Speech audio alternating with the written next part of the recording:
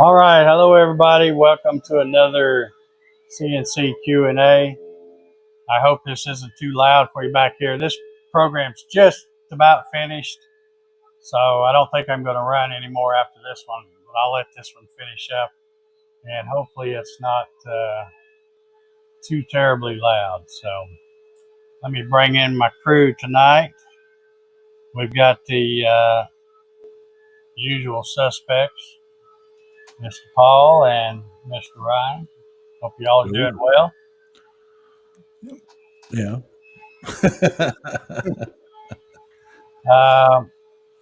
Man, I see Troy put a thing in there about the Florida folks. We need to keep them in our thoughts and prayers because they are just about ready to get it. I had the news on before I came out here, and some of those crazy reporters are already standing out there, stuff going crazy behind them, and they're out there writing it like they always do. I was talking to my wife about that. I was saying I think they really enjoy it. Like they go, are you got the assignment of covering the hurricane? Yeah, you got to go find a beach and stand on it and get demolished. And they're like, yes. Yeah. Well, I was watching earlier today. Now, this is before the wind had really picked up and stuff, but some of the water had just started to come in, and this little old gal was out there doing the reporting. And I know she's probably thinking, I bought these new rubber boots. I'm getting in that water, because she couldn't just stand on the beach part. She had to make sure she got out about 5 feet into that water, where it was over her boots. And I'm like, to me, a little, some of that's a little silly, but it is what it is. So anyway, before we get going here, Ryan, why don't you tell them all about your Saturday night gig? Ooh, well, yeah, on Saturday nights at 9:00 on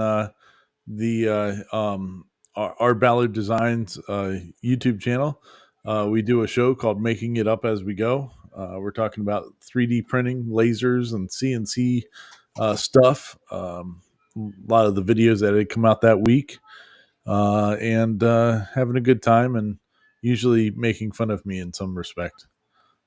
Paul's kind of mean like that. I'm sorry. All right. Yeah, I watched it. Watched it last Saturday. I heard there's some kind of newfangled laser coming out. Yeah. There's a laser from a company called One Laser. Evidently, it's two guys that left some other company. We don't know which one. And supposedly they're coming out with some fancy laser. Yeah, can't wait to hear what that's all about. Yeah. And I think it goes live tomorrow, if I'm not mistaken. I think their website, when I was looking today, had less than 24 hours. Oh. So I think they're counting it down. Interesting. So anyhow, I'll tell you what I've been doing. I'll try to talk over this thing. I don't think there's a whole lot. Oh, it's only about halfway done. If that's too loud, let me know. I'll turn it off. If anybody's out there. You're okay if you're by the computer. Yeah, I think as long as I keep the microphone right here in front of me, it blocks it. But this makes it hard for me to hear. I got the speakers turned up pretty loud. But anyway, I was on one of my favorite websites, YouTube. I know, big surprise. But I was on there, and one of my old live streams from, I didn't check the date, probably middle of 2017 or something, popped up, and I thought, well, and in the thumbnail, and to tell you how old it is, it was on Google Hangout. So that right there tells you it's pretty old. But I'm holding up a bit, in the package. And I thought, well, I wonder what I was talking about then. Well, then when I clicked on it, where I could see more of the title and stuff. It was called something about doing stacked text in VCarve Pro, and that probably would have been version, I don't know, 8 or 9 or something. I don't know what I was on back in 2017. But anyway, I've in the video description of this video, I've got a link to that live stream if anybody would want to go back and watch it. But I've also got a link. Let me see if I can get this shared here. In that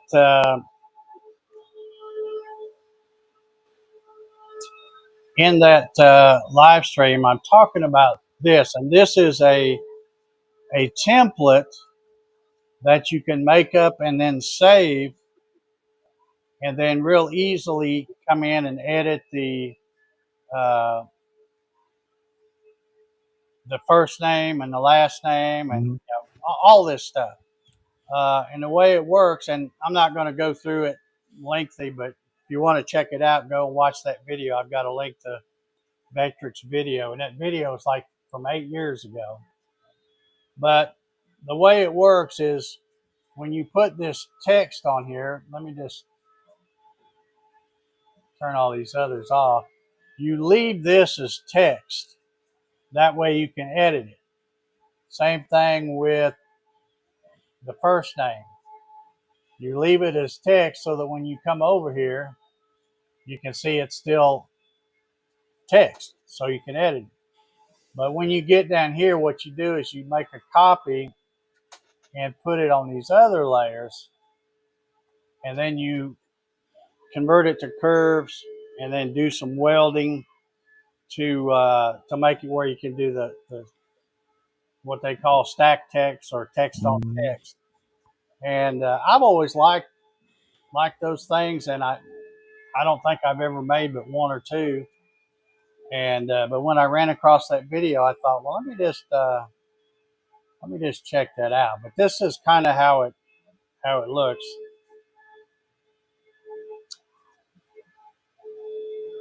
This is like I said, this is the template. So I've saved this, and then of course I've done some other things like let me find one of the other ones. They have all kinds of different ones.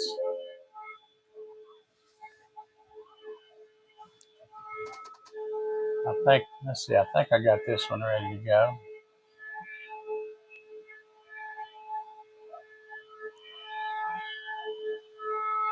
But anyway, I think they're pretty cool. From what I understand, when you do the ones with the wedding, doing the last name and the man and woman's first name, and then put the date, their wedding date and stuff. I understand those sell pretty good at craft shows and stuff like that. But I've done a bunch of these, and for that specific thing was like, if we're going to a wedding, that's our wedding gift. Well, that's a neat idea. Yeah, so I've done a whole bunch of them for wedding gifts. Goes over real well, I bet. Oh yeah, they love it. Okay, well I got to playing around with some stuff. I posted a picture. Now this is let me get my stuff up here.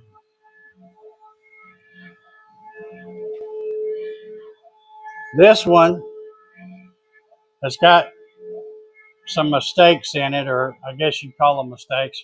First of all, I call this, you got to have the 5-foot rule, or if it's 5 foot away, you can't see the mistakes. But this one, if I hold it up here close, if you look on the F right here where of is, there's a cut right through it.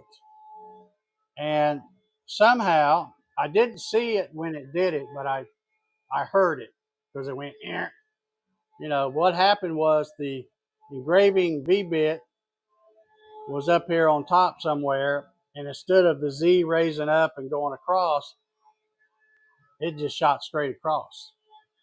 But I went ahead and let it run just to see, because it's just a test anyway. It's just old cheap fence picket, and the rest of it came out okay. So I didn't think too much of that. I thought, well, I didn't see it when it happened, so I'm not sure what caused that. Uh, but then I did another little one. This is something I made up. It says NEMA Labs Precision, Innovation, and Accessibility. So and that one turned out perfect. And even the tooling marks, which I had on that first one, I found out that when you're setting your Z, it's a good idea to kind of hold on to that, the little Z probe, and kind of press down lightly. You know, you don't have to mash it down, but just hold it. What's that? Oh, well, just in case any of you smart asses out there, that's 1974, not 1874. But yeah, not I'm not old. I'm vintage. Yeah, see, you can't call me old. Not with Paul on the panel. That's the only reason I have Paul come on here. That way I won't feel too bad. Yeah. So The, the anyway, the only reason that Paul graduated 10 years before you, Dave, is because they didn't have school 10 years before you graduated. yeah, I used to use a rock to pound these out back in the day. But here I came up with another one. Now this is one I had this program, the template made up, and this one I didn't let finish because let me zoom in here again. Kind of the same thing, but right down here where the G is, it did the same thing and went, and I happened to be standing there watching it, and I'm like, well, why didn't that stupid Z raise up? It just came right there and just shot straight across. So since this one was ruined, I went ahead and shut it off. And then I thought, well, let me try something different because all of these ones I've run up to then, I was running with the offline controller, and I'm running the same thing now, which this thing will be done here in a minute. But so I thought, well, what I'm going to do is I'm going to turn around and run the exact same program as that one that just messed up, only this time I'm going to disconnect the offline controller and use G-Sender and run it from my computer. And now, of course, you have to excuse the knots because this was the last blank that I wasn't really going to use, but it's got all these knots in it. This one down here, I had to even CA glue because it was going to go flying out of there. But anyway, this one, if you look at the very end of the word everything, that one worked fine. It didn't mess up at all. So I don't know whether there's a limitation when you run a long program with those things that it doesn't have a good look ahead, or you know, I,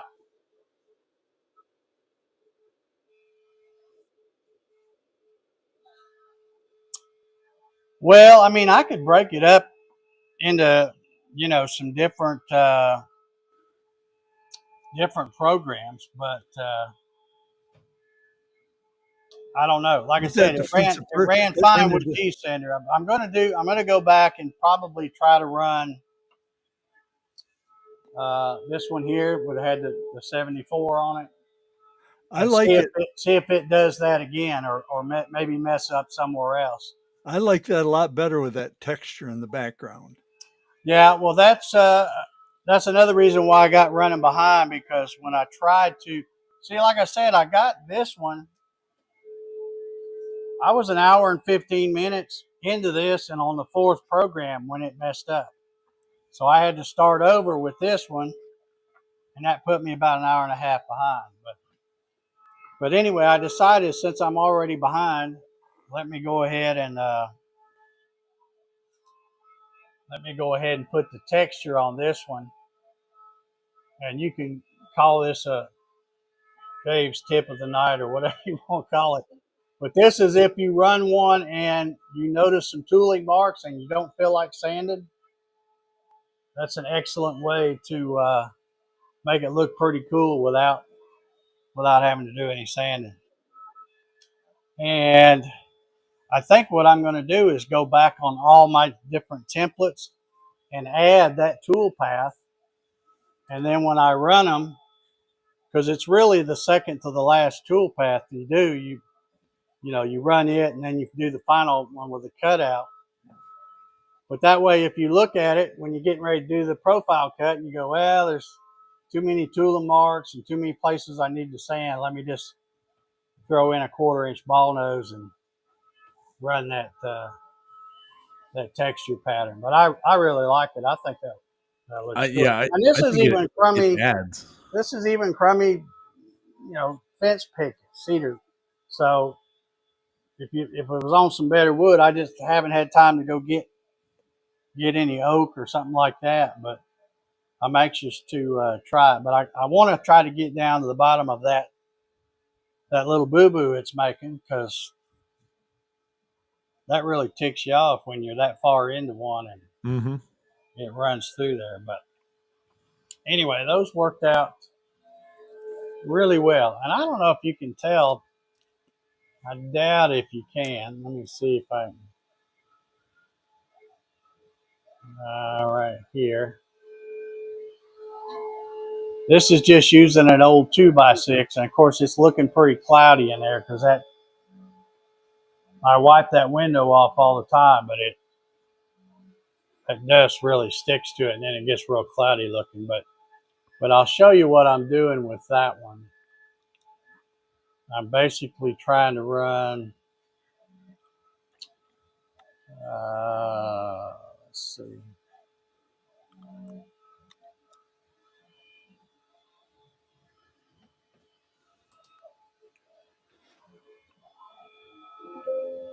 Oops. There we go. Basically just running that on a little bit bigger thing. And I'm not putting this one in a frame or anything. It's just going to be just on that piece of board. But right now what it's finishing up, it's done this much. So it's done the first, which is a clearing path, just to hog out all of this around here. And then I've got that engraving bit, which is cleaning up those 3 words right there. And then after that, I'm going to turn it off. I was going to try to run it while we're here, but it's a little bit too loud, I think. So that first cut, you use like a 60-degree bit on it, do you? The very first cut is just a 1/4-inch end mill, hogging that out. It'll look like that. Oh, okay. And then I put one of those. Well, let's see. I can't show you because it's in there, but it's one of those little engraving bits that's a total angle of 45, so it's 22.5 degrees on one side of it. Okay. And it's just like a 1/4-inch, but it's just like it's cut in half. I don't know if you know what I'm talking about when I say engraving bit. I got another one. I'll pull it out when. Let's see if no, that's not the right one.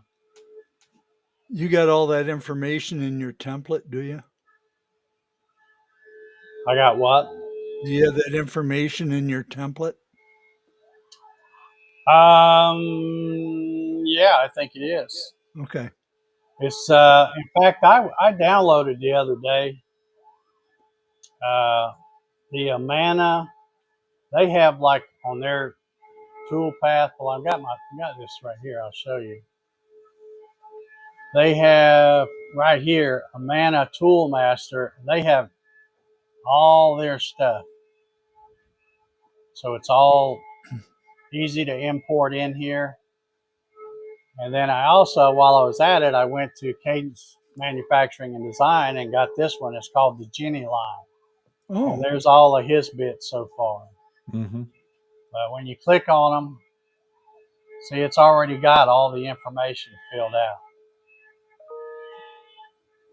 So Sweet.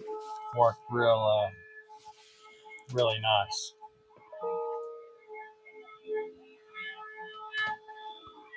well, I'm gonna have to download that template. Those are really neat. Very cool.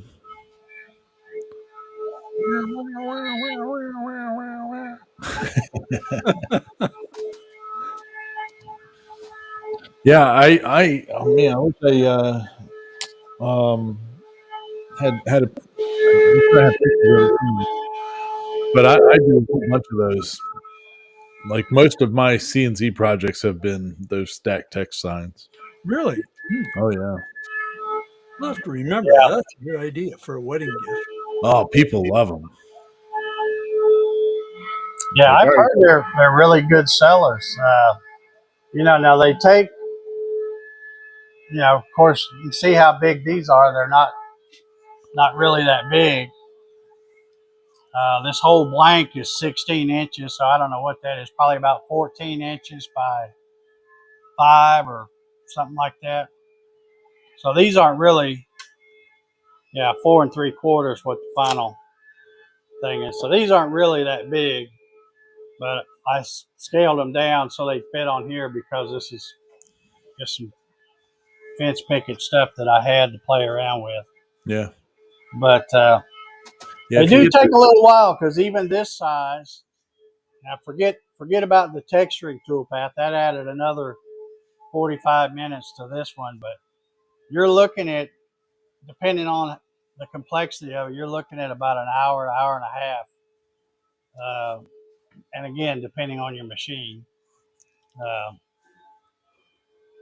But I think I like making them. I think they're pretty cool. And once you get the template set up, it's a little tricky if you haven't ever done one before. But it's like I say in that. There we go. Finally stopped. Now I can turn the speaker back down.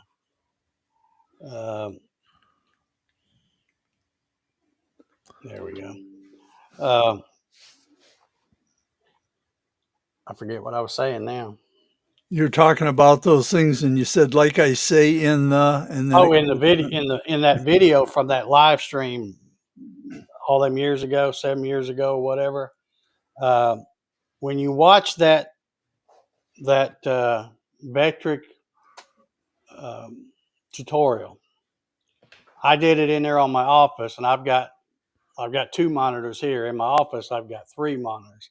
So I put the tutorial on one monitor, opened up my VCar Pro on the other monitor, and then every time he did one little step, I stopped it.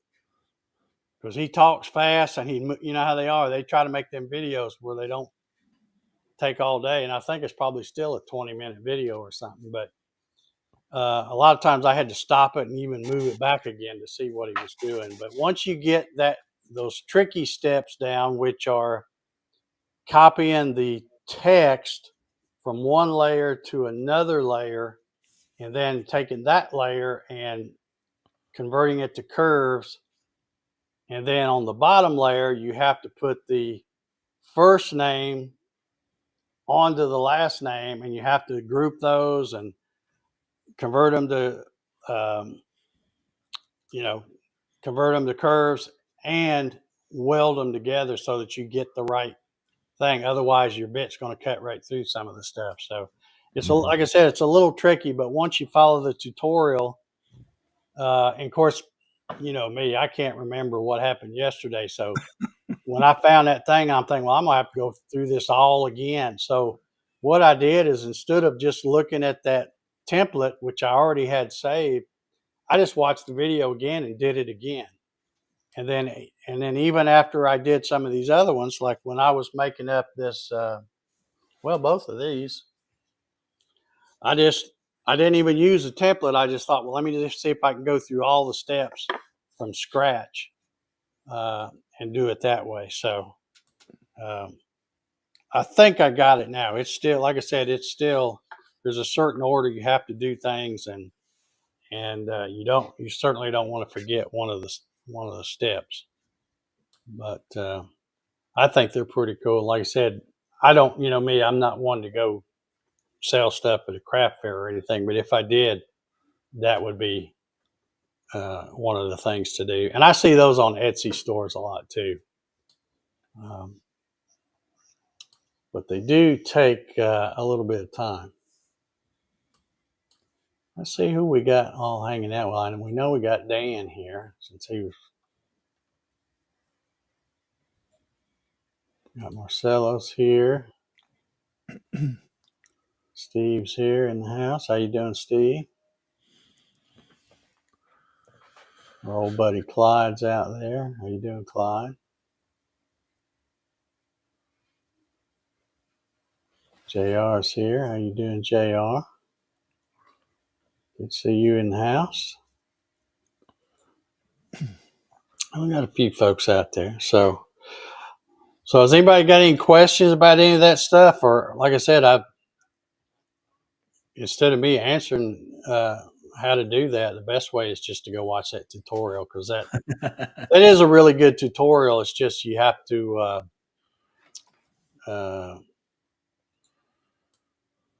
you have to watch it and stop it, do that much, and then go back and see what the next step is and stuff like that. But that's probably the best way to learn how to do it. And there are links to all that stuff down below. And also, while I'm at it here, if I can find my thing here, where did I put it? There it is. If you're interested in joining the Nemo Labs CNC user group over on Facebook, there's a quick QR code you can hit and join. They are a small but growing little group over there.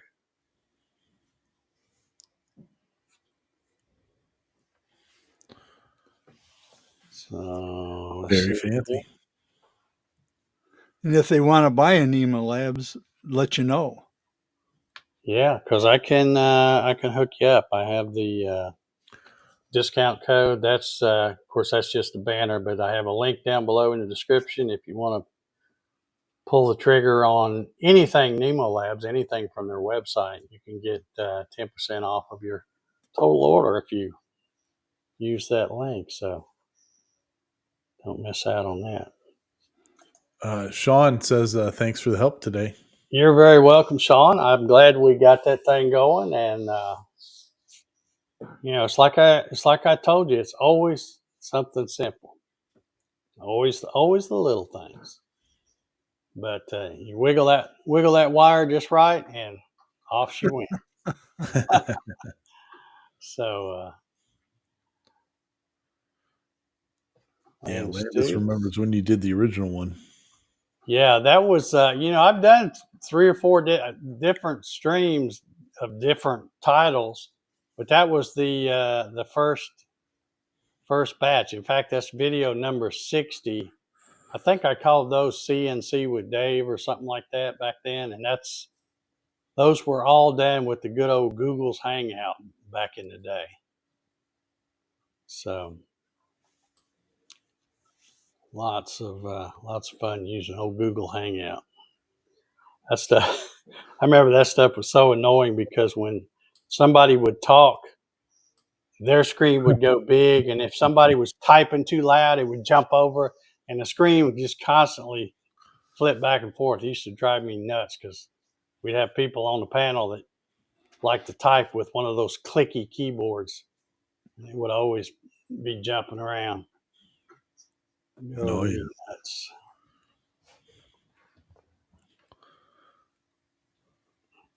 I like the use of the fence pickets for these projects. Well, I can't think of anything you can get that's any cheaper. Yeah. No. Now, they are Now, like I said, this one I think for an old fence picket, it turned out pretty good. Except this one was the one that had the knots in it.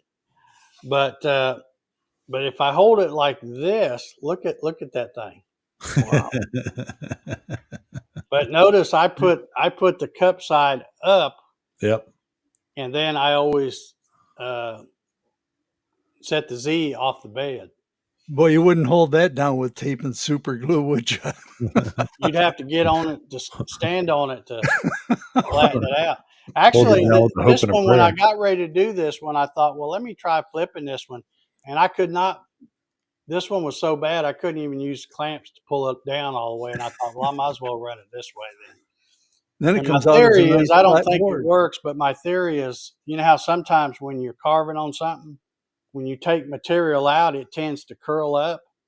So I thought, well, maybe since it's going this way, maybe if I take the material out of here, it'll try to flatten itself out. But as you can see, my theory didn't work worth flipping. Well, you should have seen it before. It might actually be a little flatter, but Looks like a barrel stave.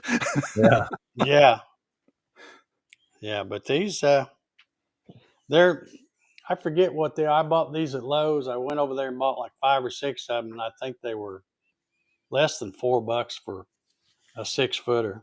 Oh yeah. So you're using 16 inches at a time or something. You can get a lot of blanks. In fact, I still got one over there that I haven't cut up yet. Of course, I use that for all those Halloween lantern things that I did. Mm-hmm. In fact, when I go to Lowe's, because I'm going to go either there or Home Depot or someplace and probably try to get either some oak, maybe some poplar. That's about all you can get over there. And I might look at their select pine and see what it is, because I don't like to use pine unless it's the good stuff without any knots in it. Some of it carves pretty good. But I think when I'm over there, I'm going to go ahead and pick up some more fence pickets just to have around, because You don't have a Menards down by you, do you? No, we just have Lowe's and Home Depot. Menards, we have Menards up here. I think you got them down or over where you are, don't you, Ryan? No, the closest one to me is actually in Ohio. But Oh, is it? I have taken a trip to that one before. Because they carry oak and hickory and alder and just all kinds of different woods. It's not cheap, but it's nice wood. Yeah. Yeah, I had to go up there and get some Western red cedar 6x6x12 posts. Yeah, I don't know how far south Menards comes. I know there's one in Indiana. I've been in that one before. I think it's in Avon, Indiana. But none down here in Georgia that I know of. Just Lowe's and Home Depot. And they're always, one's at one main exit and the other one's at the next exit. So they don't want to put them side by side, because then it'd make it easy for me to shop, I guess. But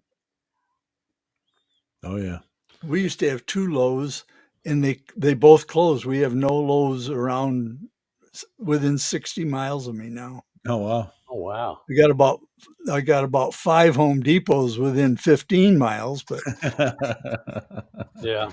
You got any dollar stores? Yep, got dollar stores. Dollar General. Dollar General. Yeah. That's the only thing I'll be standing down there in Florida after the hurricane is Dollar General. Yeah, that and maybe a Waffle House or two. Yeah. You go to Dollar General and you can buy, I don't have one handy, but you can buy 2mm Baltic birch plywood things like hearts or pumpkins, and they're good for making stuff out of, and they're only like $1.25. Yeah. Another thing I've seen there, I never have picked any up, but I know they have cutting boards, like bamboo cutting boards or stuff. But they also have those big, like spoons and utensils and stuff, where you can laser engrave stuff on those. Mm-hmm. But I never have picked them up. I see them all the time over there, and I'm like, yeah, I probably should pick one up. But Very good. Yeah, there's some deals to be had. We actually have in Frederick, which is about 45 minutes from me, we have our exotic lumbers place that's where I get all my Baltic birch from. And they have all kinds of crazy stuff in there. They have like a whole room of pen blanks. Really? Oh yeah. Oh. Yeah, thankfully I've never gotten into turning. Yeah, that's a rabbit hole for sure. Yeah, it's a rabbit hole, and you end up with them all over the place because you start out with good intentions, like here's how I'm going to offset my income, but I've never sold a pen yet, and I've made hundreds of them. Yeah, I've got some right here. They just end up scattered around the house because, like I said, I wasn't making them to sell them. I'd just buy the kits and go, well, let me try this kind. And, yeah, I found out that you can actually buy like parts of bleachers and stuff like that, and seats from the old baseball stadiums and stuff. So you could get like pieces of pen blank pieces of wood from like the old Yankee Stadium, and that are memorabilia, huh? Oh yeah, well, that's cool. Yeah, so it's pretty neat. I made some out of hockey sticks one time. Oh wow, that'd be cool. And I bought a pen off of a maker one time, and you all know the movie Shawshank Redemption. Yep. You know the scene where Red goes up to that brick or that stone wall, and he's going under that tree. Well, I guess they had a storm and that tree blew over. And this maker, I can't think of her name right now. That's terrible. I know y'all know who I'm talking about, but anyway, she lived, I guess, somewhere around in Ohio where that place is, and she claims she got some of that wood. I hope so because I paid extra to get a pen made out of it, but it's got a little certificate and all, so I guess it's legit. I don't know, but it's supposed to be made from that tree from that movie. That's cool. Which is a pretty good movie, by the way. Mm-hmm. Yeah. I'm not much of a movie guy, but that one I did enjoy watching that one, especially because it, gets out at the end. What amazed me is Stephen King wrote that story. Yeah. It just doesn't seem like something he would write. Yeah, it's good. Yeah. Yeah, it is really good. In fact, one of the things that's on my bucket list is to make a trip up to Ohio and take the tour through that. Because, the whole scene is set like it's in Maine, but it's not in Maine. That prison is the Ohio Reformatory. Oh, really? I didn't know that. Oh, yeah. And you can look it up on their website. They give tours and stuff like that. And it's pretty cool to go through. Huh. So that's on my bucket list to get, because I go up to Indiana every so often, not very often, but it's not that far from there. So I may go up there someday and shoot across to Ohio and go tour that place. Sweet. Mansfield. That's what. Yeah, I just love that. There's something about all that old architecture that I really like. That old prison is just from the outside. It's just cool looking to me. But they've done some remodeling stuff because it's really old, and they've done some remodeling to fix it back like it was. But yeah, pretty cool. All right, well, we got a quiet crowd tonight. I don't see any questions about anything. That's the life right there. Yeah. Is that the one you got to get the MRI of? No. She's got her own problems, though. Poor dog. Let's see here. Four Eyes FPV says that they're 40 minutes from there. Oh, okay. Mansfield. All right. That's cool. Yeah, I don't think it's where I go in Indiana is usually just west of Indianapolis, so I don't think it's all that far from there. Maybe an hour or so. I'll get up there one day. You know, they had my 50th. I know I'm gonna get some old jokes again on this, Here it comes. but they had my 50th high school reunion this last weekend, the 4th and 5th.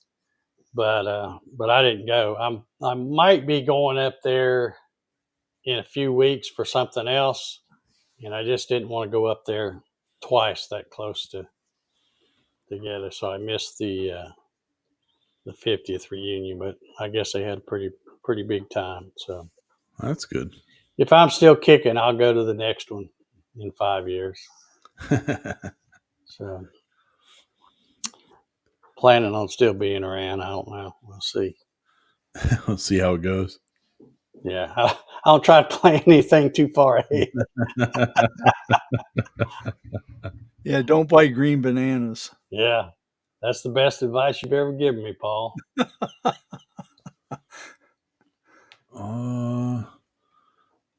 Marcelo is was checking to see if Cody has tool basing for Fusion, but no. Oh, does he just have it for VCAR? I guess. Let's see, tool database. I don't know if anybody's actually asked him about doing Oh, that. he's got one for Carvco. Yeah. And Vectric. And Carbide Create. He's got 3 of them on here, but not the one Marcelo's looking for. So, yeah, I usually am not very good at keeping my tool database up to date and accurate, but I decided. I tell you what I did. Well, it's on that little bitty engraving bit. Let me grab one of those now that this thing has stopped, and because I got another one over here. But fortunately I'd saved the plastic case that it came in. Of course, it says Amana tool, and it's number 45623.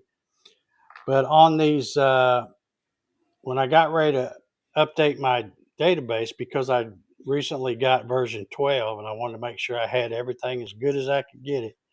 So I went to look on these little ball nose bits. Now this is just a 1/4 inch ball nose, but then 1/8 is the tapered, and I got another one that's like a 1/16 that's tapered, and they all have that little code stuff lasered on the shank here.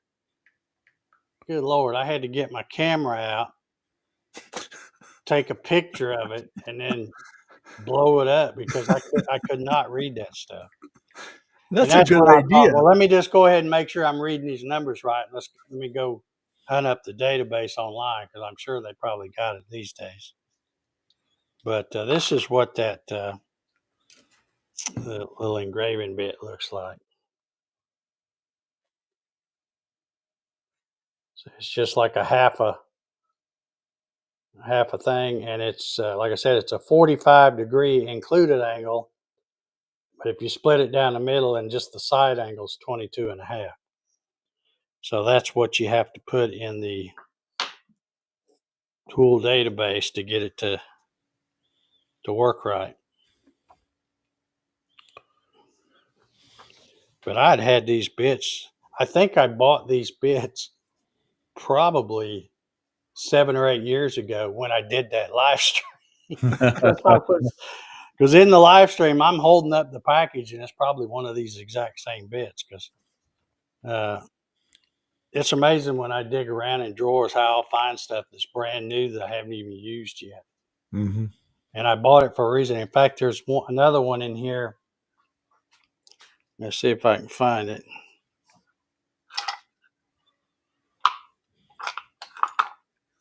One of these bits, where did I put it? Oh yeah, this is it, I think. This is another Amana tool bit. It's a 1/8 inch, and it is a down cut. But when you look up this number 46564, you can see it's got a little longer length than a normal 1/8 inch bit has. And I remembered why I bought this when I found it. I thought, yeah, that's that bit I bought because I was going to do that foam. I was going to experiment with cutting some foam, and then of course when I was cleaning my garage one time and my buddy Jim come by, I said, "Hey, I'm not going to use this foam. You want it?" So I gave it away, and now I found the bit that I was going to use to cut it. Now I don't have any foam, so it's just an endless cycle, you know. Dan's asking what plunge rate you use on those. I'm assuming he's talking about the those V bits. Plunge rate, I think on all these little things that I've been doing like this, I set the feed rate for 150 and the plunge rate for 50.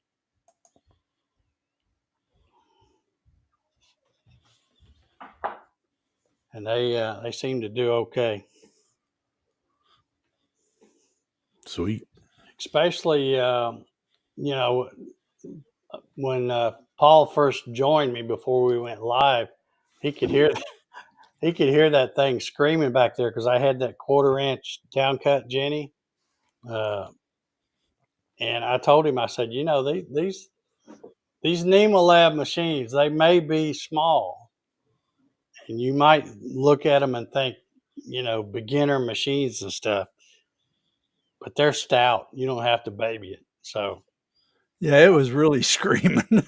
yeah, and I just, you know, if I didn't think the machine could handle it, I would slow it down. But it What were you telling me? 100 inches a minute? You were going? 150 a minute on that. Humming along.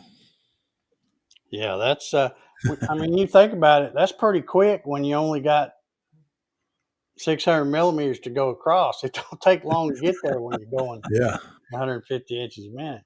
Or in millimeters, that would be 3,810 is what it would be. But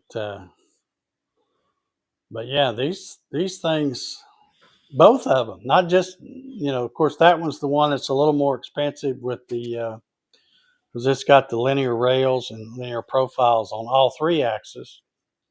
But there, as far as feeds and speeds, I run them both the same.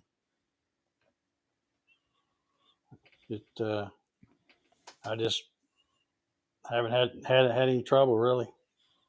And really, I believe I could get them to go faster, but I'm limited by the max speed that they have set up in the firmware. So they have that set up at 4,800 millimeters a minute, which is 189. So, but that's what I leave the rapids at. So it's when it's raises up and goes to move the other end, it's maxed out. Gets there. It gets there. So, but yeah, I was just playing around with the Gerbil settings and seeing what it will do and what it won't do, and it'll do it. Now I remember that one night I had some trouble. That thing would, like, you'd hear a noise and it would lose some steps, and I took my panels off where I could get to stuff and lubricated it good, and I haven't had any trouble since then. So apparently, you know, because I hadn't lubed it when I got it, so whatever they put on it when they're putting it in the box, which probably isn't much, uh, that was my fault for not lubing it up. And if anybody gets one of the 60/40s, the 50/40s, well, I guess I could have just shown these pictures. Might be easier. Like here's the 50/40, and you can see they've got the tube. I'm moving my mouse like you can see it, but y'all can't see that. But see, these are kind of open at the top because of that tubular rail, so you can get to the ball screw and the rail and all, and even up here, there's a where the X axis is. There's a gap up there, so you can get to that ball screw and that guide rail pretty easy right there. But on the 60/40, Oh, it's closed. all closed up. Huh. But there is a gap, but it's kind of underneath or down low. So, you know what they say, hindsight's 20/20. I would recommend that if anybody gets a 60/40, when you take it out of the box, before you assemble it, shoot you some lube on, because you can take that each side where the stepper motors are and tilt them up, and then you can get to that gap real easy. And I would lube it up real good and then put it together. And the same way with the x-axis going across. Of course, the Z is easy; it's all right there. You can get to all of that. But yeah, the Y, the left and right Y are kind of tough to get to. So hindsight 60/40. Marcelo's got a question here.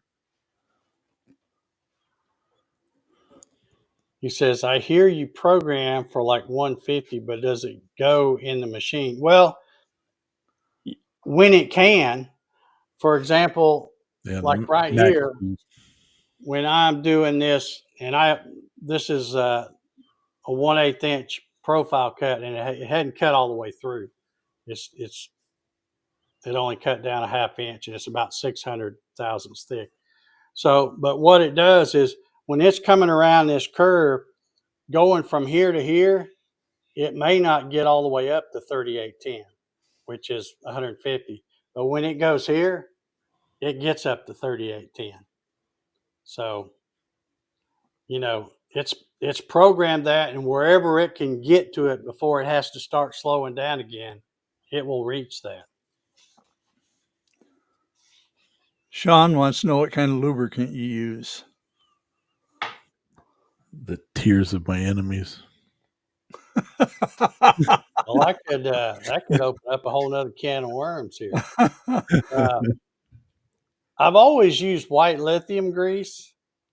It's kind of messy because I have like a jar of it, so you just open it up and have to dip your finger in there. But when I was doing these, I had I got some big tongue depressors, and I took one of those where I could, have a little link to it and get a little on the end and put it on there. But you could use there's that kind. What do they call that stuff? The spray. Well, you can use dry lubricant, can't you? Yeah, I'm trying to think. There's a name brand. I guess I'm trying to think of. I've always just used white lithium grease, and I know people say, "Well, yeah, well then all your chips and stuff clog it up and all that," but all of it's going to get dirty anyway. I mean, it's not like you're never going to clean the thing. But if you look, I don't know if you could see it, but if you look real close there, you can tell where I put a wad of grease on that above and below that, and then run it up and down to get it in there. So, but yeah, that's what I've always used on the old lead screws and stuff. When now on my Onefinity, they recommend using 3-in-1 oil, just to put it on and then wipe it off. Yeah, you could probably use that too. Like I said, depending on what you're using, if it's stuff that's runny like that, you want to try to put it on there before you assemble it. And of course, once you're doing maintenance on it. That's why I like to use that lithium grease because, it's thick. So you get some on your finger or on a stick and you can put it on there and then just run the axis back and forth and it works itself in.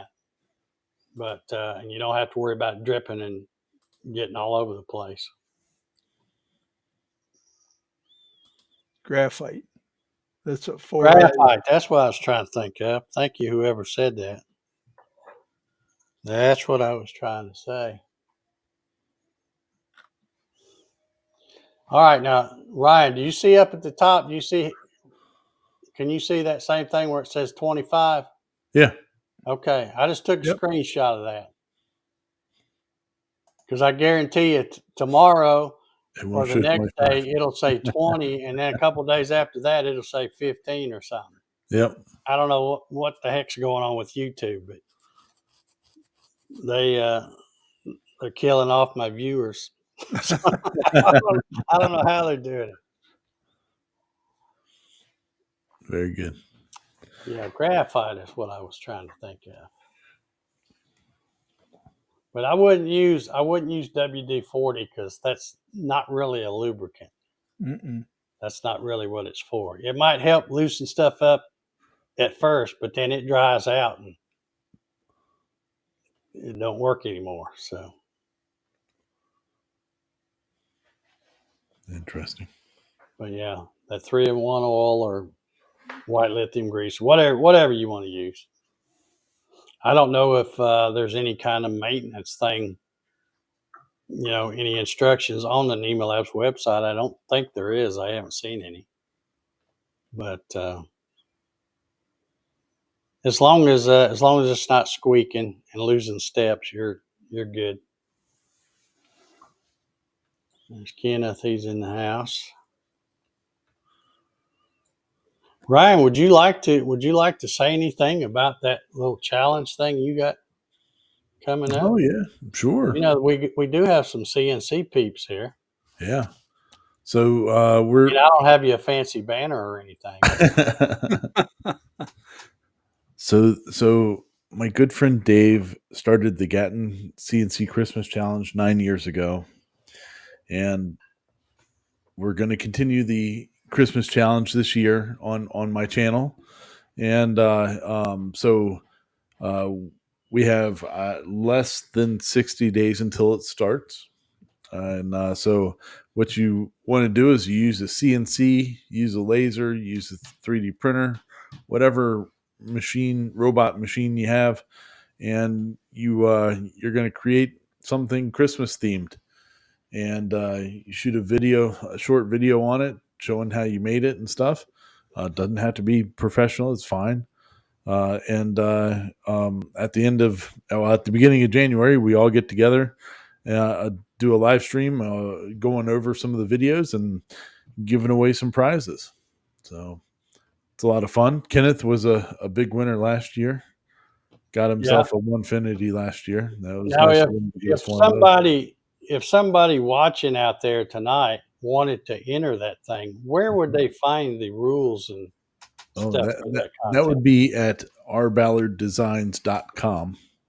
Okay. There's a link there for the Christmas challenge, and all the rules and stuff are on there.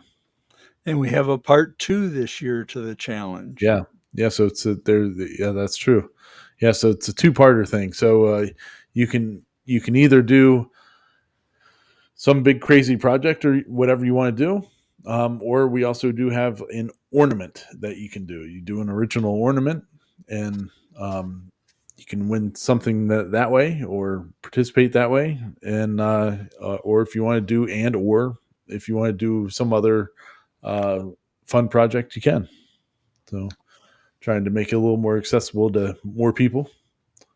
So Yep. And if anybody's new and they're thinking, well, this is the first time I've ever heard of that challenge, the whole thing started because, there was the birdhouse challenge, the whirligig challenge, the pallet challenge, all these different challenges, but all these ones that I used to like to enter, they always said you can't use the CNC because that was cheap.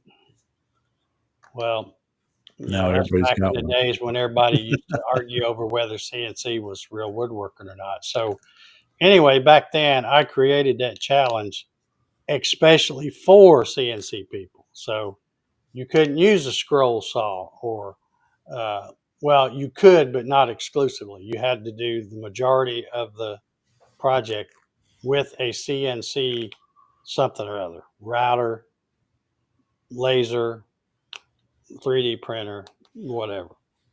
So that's kind of how it all come about. And like Ryan said, this will be the 9th year, and he's kind of taken over and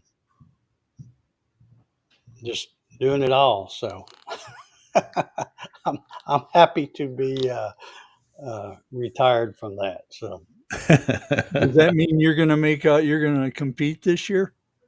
he needs to. Yeah. I don't. He needs to at least participate in some Oh, form. I might make some stuff just maybe to help somebody get some inspiration or something like that. But I don't really care about officially entering the challenge. That seems kind of weird. Well, but you could still participate if you want. Leo, you can do 30 ornaments and 15 projects if you want. It doesn't matter. Whatever you want to do is cool. Okay. Yeah. Well, that's good. Well, hopefully, if we've got some new NEMA Labs CNCers out there, that'll give them something to get out there in their shop and make. Like I said, it's and if you do need some inspiration or something, feel free to go to my old channel. There are some playlists, and I think Ryan's probably got a link on his channel as well. I think I do, but I don't know if it works really well. But if you go to Dave's playlists on his channel, there's links for the participants that were from the previous years. Yeah, and you can watch. A lot of times we had 15 or 20 something videos, and it's amazing how creative some people get. We had some really good ones. Oh yeah. And that's a nice thing too about the Leo doesn't have enough ornaments time to do 15 ornaments. is He's being a slacker. All right.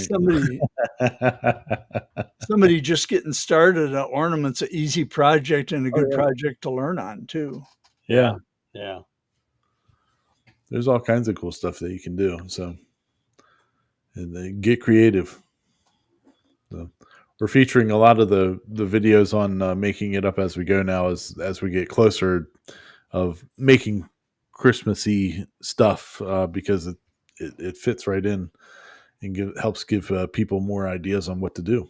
So, yeah, a lot of fun. Looking forward to it. All righty. Well, I guess if we don't have any other questions or comments that I need to, I'll be right back. I'll grab one of my first my first entry. Okay. All right.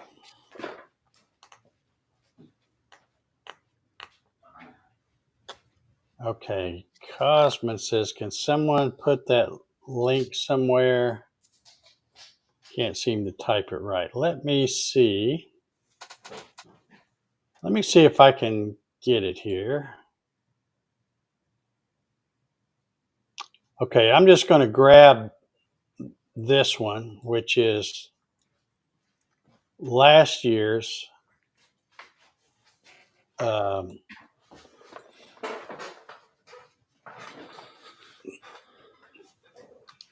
let's see if that works. That is last year's playlist from 2023. And if you click on that, that will get you to my not my website, but my YouTube channel. And my YouTube channel is easy to find. I mean, you're here now if you're watching this. Yeah. But it's simply my name, Dave Gatton. So, look under my playlist and you see one from 23, 22, 21, 2020, all the way back. I think we started 2016. I think was the first one. So And to find Ryan's, it's R. Ballard Designs. Yep. YouTube.com/@rballard_designs. yeah, I thought I had a banner made up for part of that. Let me get one. So my first year, right after I finished building my Gatton CNC, I was getting into the challenge, and so what I did was I took a coloring book page and made a Santa out of it. So there's my Santa. So it's just all the red area here is all pocketed out, and the black is is raised. So everything's pocketed out except for, and then it's all just painted up there. Look at that. It turned out so good. Now, and if you're good, you can see my mistake in this project, which was that his hand is missing. That was because I thought you were going to say the pencil looked like a breadstick.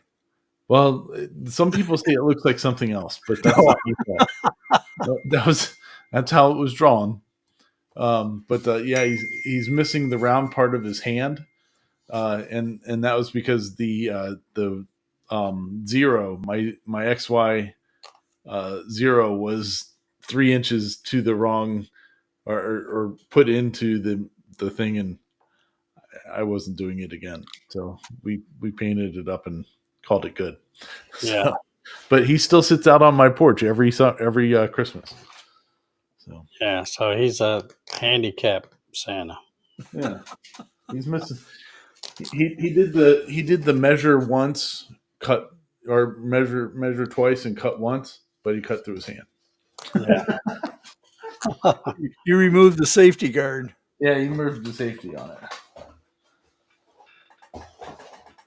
So good times. So it doesn't have to be anything super crazy. Just fun. It doesn't even have to be successful. I mean, really, the participating is the fun part. Yeah. Yeah. All right. Well, I guess we'll wrap this one up. I don't see any other comments or questions, and we've been at it a little over an hour. I apologize again for the machine being louder than normal, although you guys probably didn't hear it that good, but it was really loud for me. I'd really planned on finishing those last 2 tool paths, but they're going to wait until in the morning now, so you'll have to wait and see if I post a picture on Facebook if it turns out. So good deal. But yeah, that little 6040 has been getting a workout the last few days, and it's been a trooper. Nice. You know, you were saying about using cedar fence pickets. There's another advantage, is it makes your workshop smell nice. It does. It does smell better than some things when you're cutting them. Better than my workshop usually smells. Yeah, some things you cut and it's like, ugh. Jeez. But yeah, cedar fence pickets usually smell pretty good. Good deal. All righty. Well, I guess we're going to get out of here. Thanks, Paul and Ryan, for hanging with me again. If, like I said before, if anybody's wanting to check out the NEMA Labs, you can go check them out right there. And they got all kinds of good stuff on there. Great little starter machines. And I think more and more people are starting to find that out. They're good, solid little machines. So anyway, I guess we'll wrap this one up, and if I can figure out how to get out of here. Now I got to hit that one button. There it is. I hit it. So everybody have a good one, and if you're in Florida or anywhere close to there, be safe, because stay safe. That's a mess. Like I said, it should be hitting anytime now. Yeah, the eyes made landfall. Yeah. So they're already starting to see some storm surge and stuff like that. So Yep. keep them all in your thoughts and prayers, and hopefully it'll get over with quick and head on back out to sea. So, all righty, y'all. We'll see you. Peace out. Good night, everybody. Night.